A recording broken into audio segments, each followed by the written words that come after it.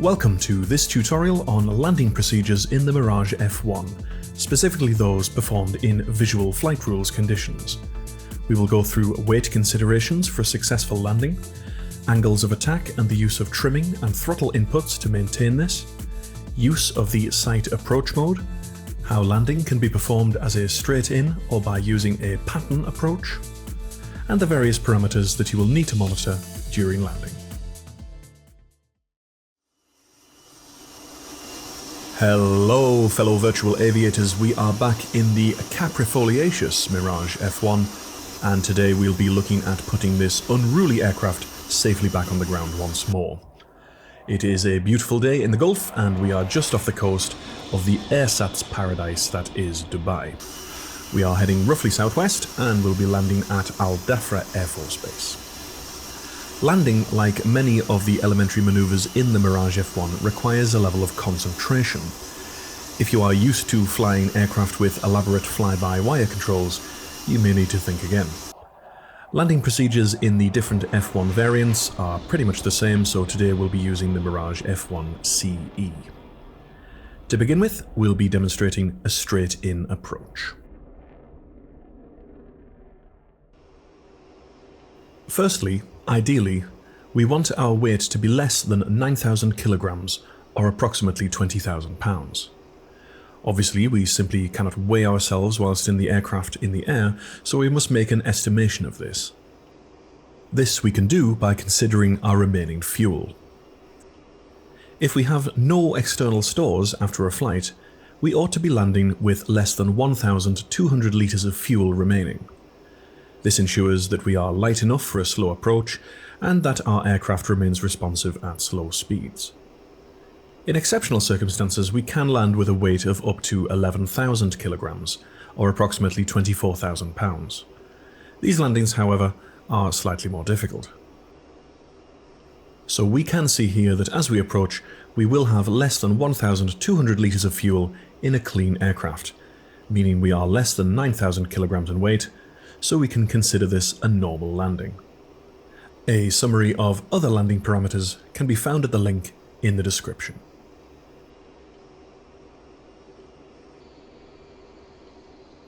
As we approach the airfield, we'll get set up for landing. First, we'll set our landing light using this switch here, placing it into the center position.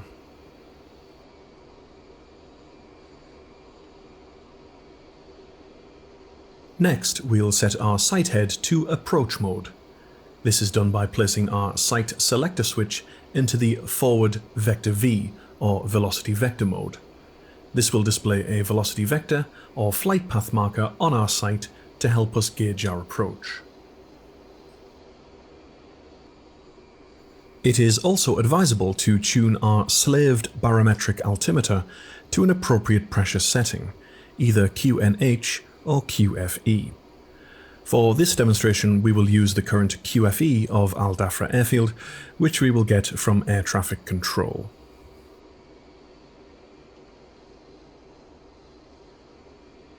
Infield 1-1, inbound.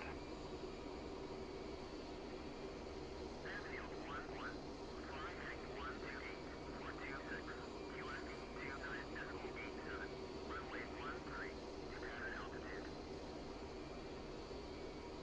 29.87 inches of mercury corresponds to a pressure of approximately 1011.5 millibars or hectopascals, as used by the Mirage, so we will tune our slaved altimeter to this. As we prepare for our suggested glide slope approach of 2.5 degrees, we will want to be at an altitude of approximately 2,500 feet when 10 nautical miles away from the runway threshold. We will also need to reduce our airspeed to a point where we can deploy flaps and gear. So let's extend our air brake and reduce our throttle to about 6,000 to 6,500 RPM and just allow our speed to bleed off until around 250 knots and falling.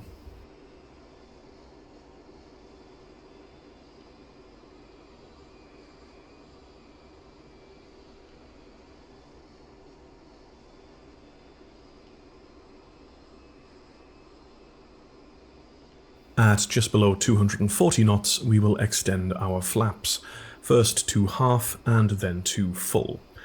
This may cause the Mirage to pitch upwards, so be ready to correct this. Airspeed will continue to decrease, and when at about 210 knots, we will extend our landing gear also. This will cause noticeable drag, so at this point we will throttle back up to about 7,000 RPM to maintain our altitude.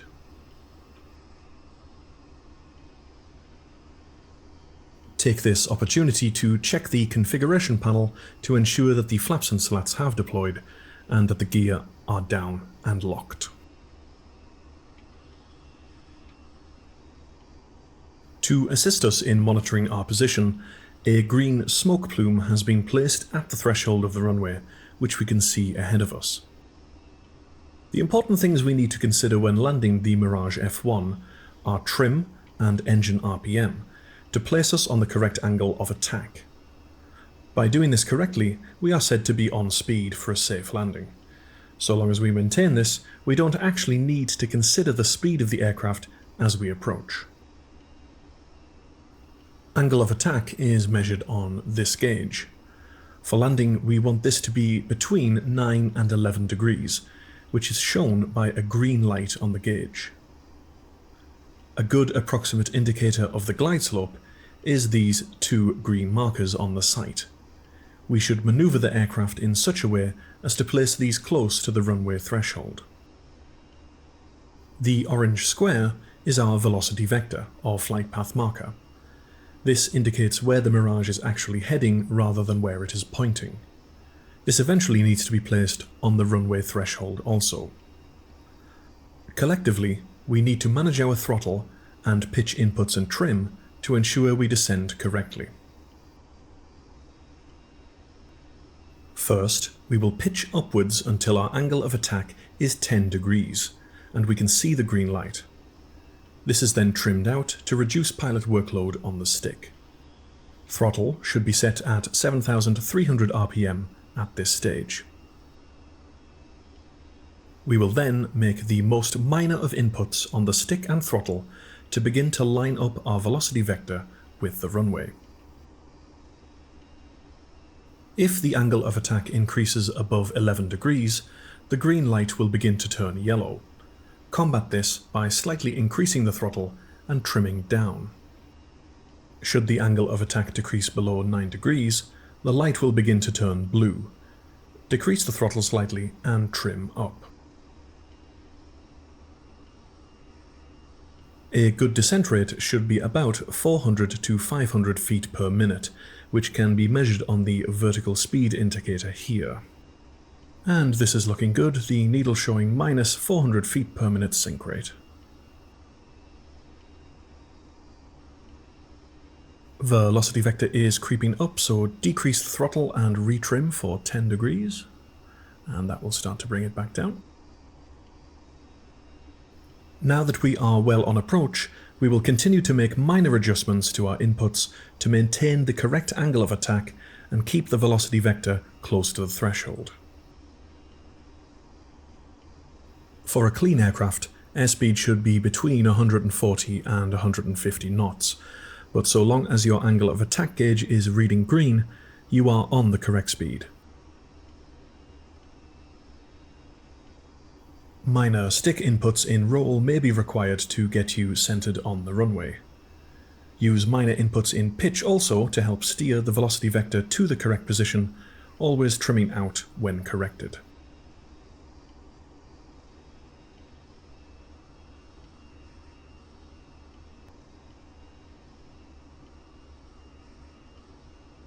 Okay, everything is looking good. Green light on the AOA gauge, velocity vector is in the right place. We are now going to monitor altitude using this ribbon on the sight, but be aware that this is not a radar altimeter, it is slave to your barometric altimeter, so it will not be 100% accurate. Keep your eyes scanning between the velocity vector and the angle of attack gauge, just making any minor changes required.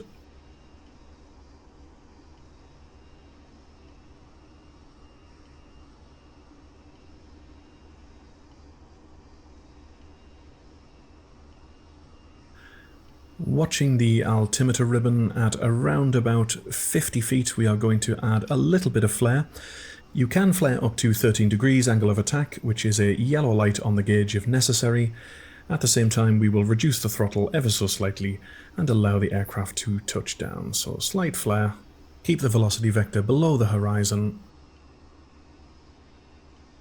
and touch down.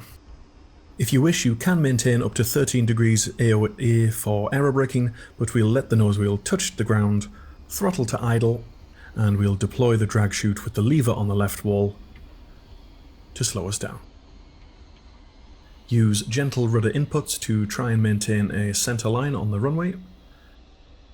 And when our airspeed is down towards 50 knots, we can cut the chute and gently apply the wheel brakes with some controlled pulses.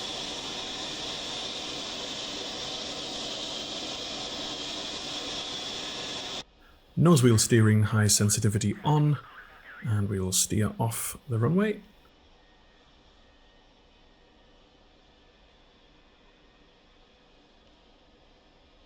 And once we're on the taxiway, we'll raise our flaps and slats fully.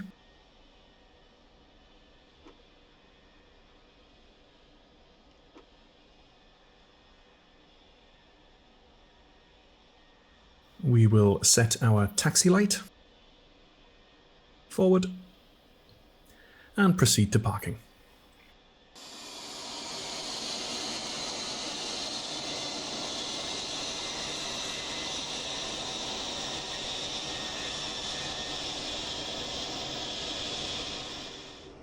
For the pattern approach, we will be using a minor adaptation of that present in the flight manual.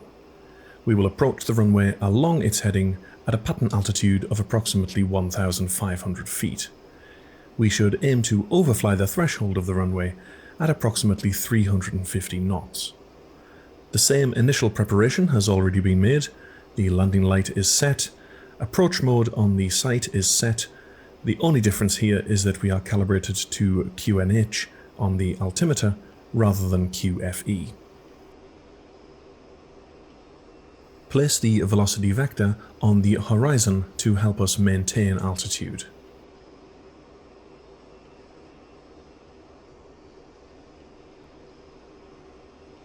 When we are over the threshold of the runway, we will throttle back to approximately 6,500 RPM. Continue to fly along the heading of the runway in preparation for the overhead brake.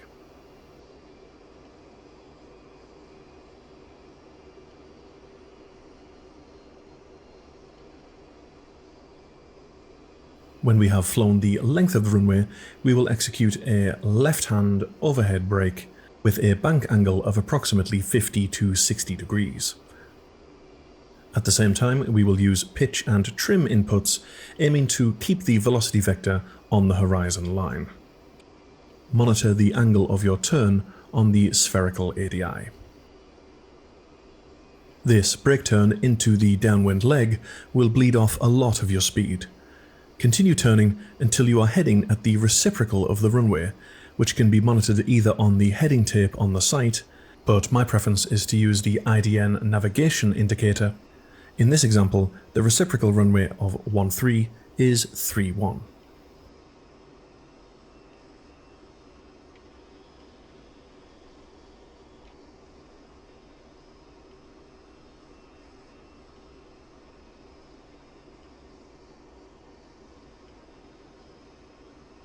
As we exit the turn and enter the downwind leg, our airspeed should have decreased to below 240 knots, allowing us to deploy our flaps.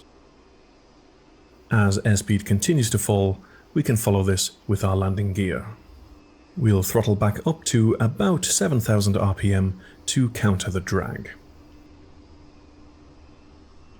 We should now reassess our altitude, which should still be at approximately 1,500 feet, which it is.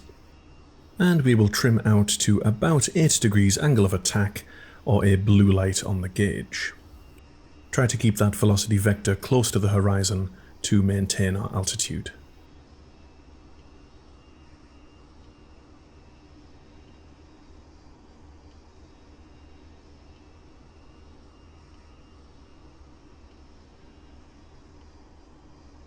We are going to extend our downwind to offer us a little bit more thinking time, but looking over our shoulder, we should execute a base leg turn when the runway threshold is 45 degrees from the rear longitudinal axis of the aircraft, so about now, and this turn will be shallower than before at approximately 30 degrees bank angle.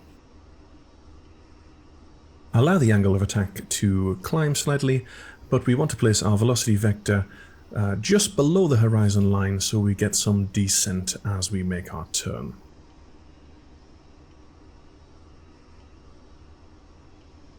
When the runway heading is perpendicular to us, we'll turn out into the base leg.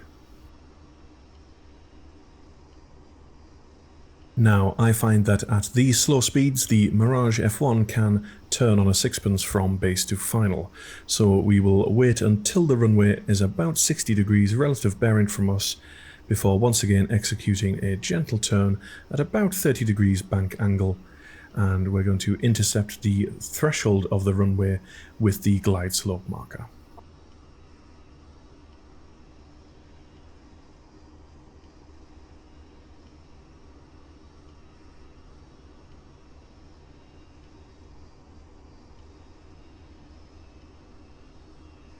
Now we are slightly fast here, but we have time to retrim and gain that 10 degrees angle of attack as normal, so we can touch down as we did before with a straight in landing.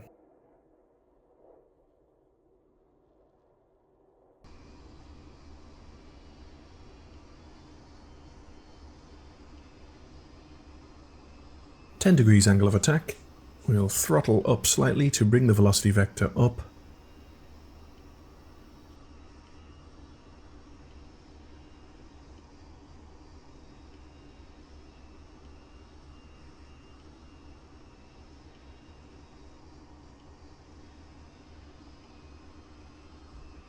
And we're down. We'll keep our nose up this time to offer ourselves some aero braking, and at around 130-120 knots we'll allow the nose wheel to dip, and then execute the same braking actions that we did before.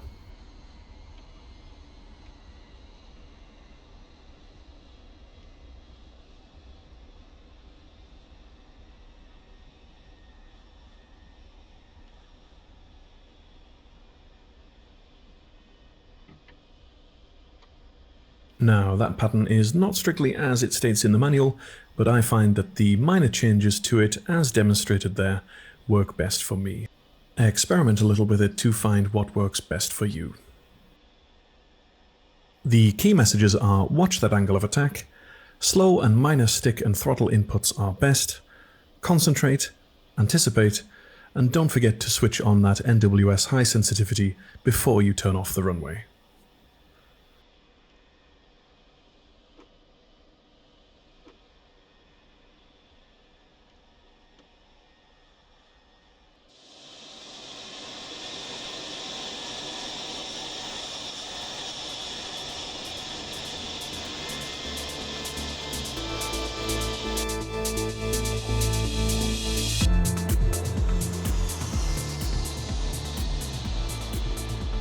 Well, as ever, I hope that was useful for you.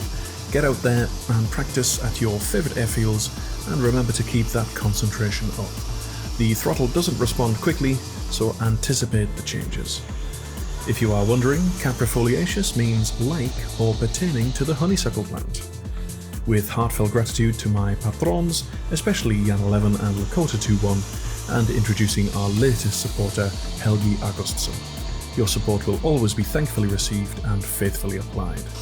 Feel free to do the usual thing like, subscribe, comment and share, but until next time, virtual aviators, keep on rocking, keep on flying. This is Reiver saying, last call.